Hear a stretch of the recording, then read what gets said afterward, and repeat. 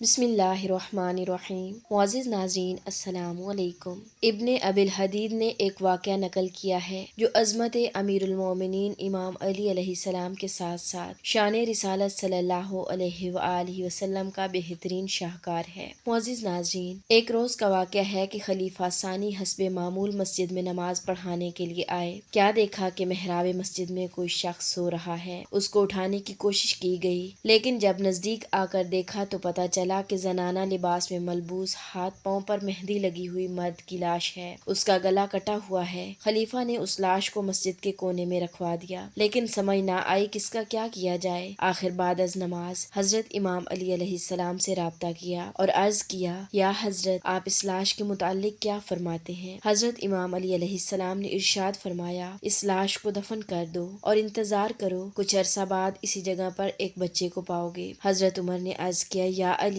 آپ یہ کیسے فرما رہے ہیں؟ امام علی علیہ السلام نے فرمایا، مجھے میرے حبیب حضرت محمد صلی اللہ علیہ وآلہ وسلم نے خبر دی ہے۔ لاش کو دفن کر دیا گیا۔ 9 مہینے کا عرصہ گزر گیا۔ خلیفہ ثانی نماز صبح کے لیے مسجد میں ہوئے تو محراب مسجد سے ایک نوزائیدہ بچے کی رونے کی آواز آئی۔ اس آواز کو سنتے ہی حضرت عمر کی زبان سے بے ساختہ نکلا، سچا ہے میرا اللہ، اس کا رسول اور اس کے رسول کا چچا زاد۔ حضرت عمر نے اپنے غلام سے کہا کہ اس بچے کو حضرت علی علیہ السلام کے پاس لے جاؤ۔ حضرت علی علیہ السلام نے غلام سے فرمایا کہ اس بچے کے لیے آیا مقرر کرو جو اس کو دودھ پلائے اور اس کی پرورش کرے۔ دن گزرتے رہے، آخر بچہ 9 ماہ کا ہو گیا۔ عید الفطر کا دن تھا۔ حضرت امام علی علیہ السلام نے فرمایا کہ عید نماز کے بعد بچہ مسجد میں لایا جائے اور دودھ پلانے والی عورت اس بچے کو اپنے پاس رکھے، اور جب کوئی عورت اس بچے کے پاس آ کر اسے بوسہ دے اور کہے، اے مظلوم، مظلومہ کے فرزند اور ظالم کے فرزند، تو اس عورت کو پکڑ کر میرے پاس لے آنا۔ چنانچہ وہ دایا اس بچے کو اٹھا کر چلی تو پیچھے سے آواز آئی کہ اے آیا، میں تجھے محمد مصطفیٰ کی قسم دیتی ہوں کہ ذرا ٹھہر جا۔ وہ عورت ٹھہر گئی۔ اتنے میں ایک حسین و جمیل عورت دوڑتی ہوئی آئی۔ اس نے بچے کو گود میں لے کر بوسے لینا شروع کیے اور کہتی جاتی تھی، اے مظلوم، مظلومہ کے فرزند، ظالم کے فرزند، تو میرے مرے ہوئے بچے سے کس قدر مشابہت رکھتا ہے۔ یہ کہہ کر وہ عورت جانے لگی۔ فوراً اس دایا عورت نے اس کو پکڑ لیا اور خدمت امیر المومنین علیہ السلام میں چلنے کے لیے کہا۔ اس عورت نے مرزا کی منت سماجت اسے ہر طرح کی لالچ دی کہ تو میرے مکان پر آ جا، میں تجھے 2 یمنی چادریں، خلعت فاخرہ اور 300 درہم دوں گی۔ دایا عورت لالچ میں آ گئی۔ اس عورت نے اپنا وعدہ پورا کیا اور کہا کہ اگر عید قربان پر بھی تو بچے کو ملا کر جائے گی تو اتنا ہی انعام ملے گا۔ دایا بچے کو لے کر حضرت امام علی علیہ السلام کے پاس آئی۔ حضرت امام علی علیہ السلام نے پوچھا کہ کیا ہوا؟ وہ عورت ملی؟ دایا نے مکاری سے جواب دیا، نہیں یا حضرت، میں نے تو کسی کو نہیں دیکھا۔ حضرت امام علی علیہ السلام نے فرمایا، اس صاحب قبر کی قسم کہ تو جھوٹی ہے۔ عورت آئی تھی، اس نے تجھ سے بچے کو لیا، روئی، اس کو بوسہ دیا، وہی الفاظ دہرائے جو میں نے کہے تھے۔ جب تو نے میرے پاس لانے کا کہا تو اس نے تجھے رشوت دی اور آئندہ کے لیے بھی ایسی ہی رشوت کا وعدہ کیا۔ یہ سننا تھا کہ دایا ڈر گئی اور بولی، یا علی، کیا آپ غیب کی باتیں بھی جانتے ہیں؟ حضرت امام علی علیہ السلام نے فرمایا، غیب تو صرف خداوند کریم ہی جانتا ہے، لیکن یہ سب باتیں مجھے میرے سردار اور بھائی حضرت محمد صلی اللہ علیہ وآلہ وسلم نے بتلا دی تھی۔ دایا نے کہا، پھر میں سارا معاملہ سچ سچ بتا دیتی ہوں۔ پھر وہ واقعہ بیان کیا اور کہا کہ میں اس عورت کا مکان جانتی ہوں، اگر آپ حکم دیں تو ابھی اس کو حاضر کر دوں۔ حضرت امام علی علیہ السلام نے فرمایا، اب یہ عمل پہلے کام سے بھی زیادہ بدتر ہے۔ جب تو نے عید قربان تک کی مہلت دے دی ہے تو اب انتظار کر۔ عید قربان کا دن آیا۔ دایا بچے کو لے کر مسجد میں حاضر ہوئی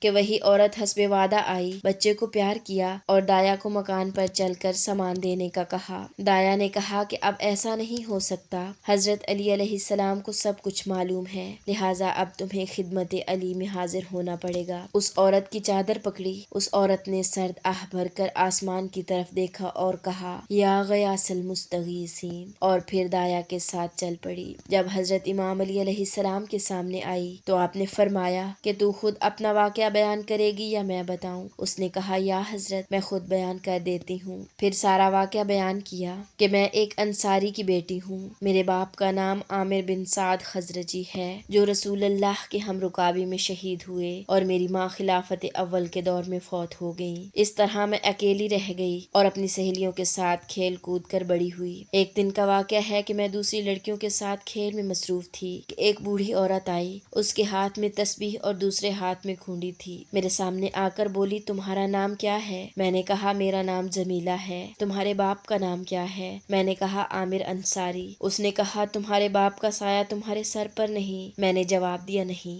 बुढ़िया ने कहा, क्या शादीशुदा हो? मैंने शर्मा कर नफी में जवाब दिया। उस बूढ़ी औरत ने मेरे सर पर हाथ रखकर मुझे बहुत सारी दुआएं दी। फिर मेरी बेकसी पर रोने लगी और कहने लगी, तुम्हें जरूरत है कि एक औरत तुम्हारी खिदमत करे। मैंने कहा, इससे बढ़कर और क्या हो सकता है? बुढ़िया ने कहा, तो मैं तुम्हारी खिदमत के लिए हाजिर हूँ। तुम मुझे आज से अपनी माँ समझो। मैं उस बुढ़िया को अपने घर ले गई। उसने वुजू के लिए पानी मांगा, मैंने पानी दिया। उसने वुजू किया। फिर मैं उसके लिए ताज़ा रोटी, दूध और खुरमे लेकर आई। ये सारी चीजें देखकर वो ज़ारो कतार रोने लगी। मैंने रोने का सबब पूछा तो बोली, ये चीजें मेरी गिज़ा नहीं, मेरी गिज़ा तो जौ की रोटी और थोड़ा सा नमक है, और वो भी नमाज इशा के बाद खाती हूँ। नमाज इशा के बाद जौ की रोटी और नमक दिया। उसने थोड़ी सी राख लाने का कहा। मैं हैरान हुई कि इसको क्या करेगी, लेकिन मैं उसके ज़ुहद के कायल हो चुकी थी, लिहाजा मैंने ला कर दी। उस बुढ़िया ने थोड़ी सी राख नमक में मिलाकर 3 लुकमे रोटी खाई और पानी पीकर खुदा का शुक्र अदा किया। फिर जो नमाज पढ़नी शुरू की तो सुबह हो गई। अब तो और भी मेरे दिल में उसकी इबादत का सिक्का बैठ गया। थोड़े से अरसे के बाद उसने कहा कि बेटी, तुम एक हसीन लड़की हो। अगर मैं बाहर चली गई तो मैं तुम्हारा अकेला रहना पसंद नहीं करती।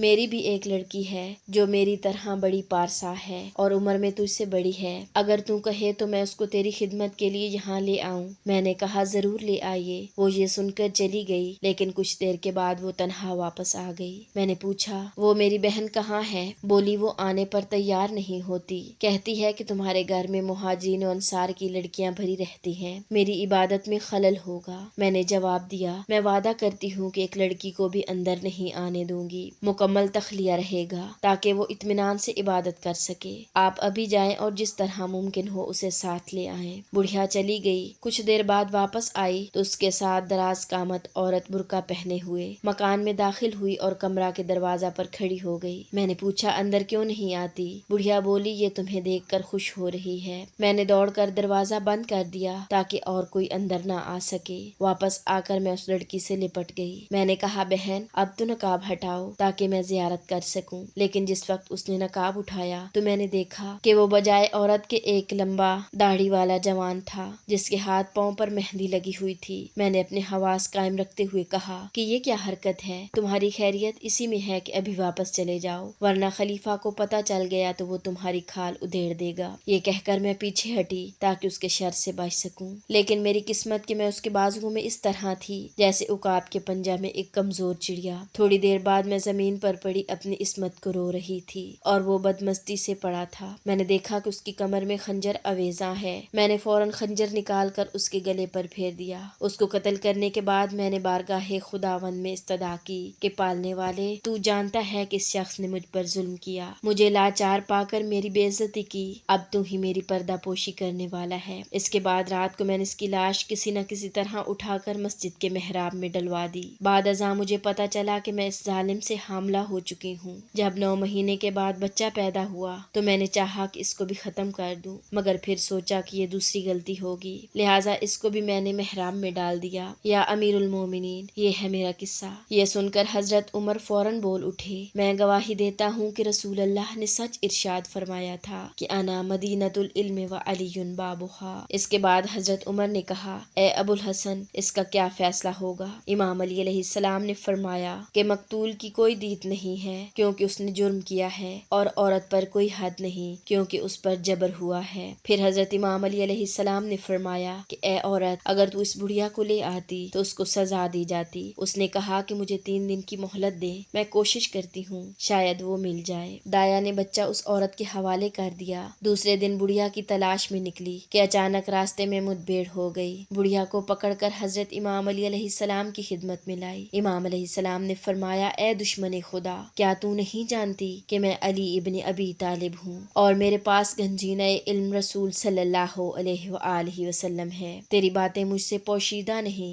लिहाजा जो हुआ है सच सच बता दे। बुढ़िया कहने लगी, ए अमीरुल मोमिनीन, मैं तो इस औरत को पहचानती नहीं कि ये कौन है और इसका क्या किस्सा है। हजरत इमाम अली अलैहिस्सलाम ने पूछा, कसम खा लोगी? बुढ़िया ने कहा, जी हाँ। हजरत ने फरमाया, अच्छा तो फिर अपना हाथ कब्र रसूल पर रख कर कसम खाओ। बुढ़िया झट आगे बढ़ी और कब्र रसूल पर हाथ रख कर उसने जो कसम खाई तो उसका चेहरा तवे की तरह स्याह हो गया। हजरत इमाम अलैहिस्सलाम ने हुक्म दिया कि आईना लाया जाए। जब आईने में उसने अपना चेहरा देखा तो चीखने लगी। हजरत ने फिर दुआ मांगी, या अल्लाह, अगर बुढ़िया अपनी तौबा पर सच्ची है तो इसका चेहरा सफेद कर दे। मगर चेहरा की स्याही दूर ना हुई। हजरत इमाम अली अलैहिस्सलाम ने फरमाया, तूने कैसी तौबा की है कि अल्लाह ने तुझे माफ नहीं किया। ये देखकर हजरत उमर ने हुक्म दिया कि इस बुढ़िया को मदीना से बाहर ले जाकर रजम कर दिया जाए। मुअज़्ज़िज़ नाज़रीन, इस तरह के मजीद इस्लामी वाक़यात जानने के लिए हमारे चैनल को सब्सक्राइब करें। मिलते हैं नेक्स्ट वीडियो में, तब तक के लिए अल्लाह हाफिज।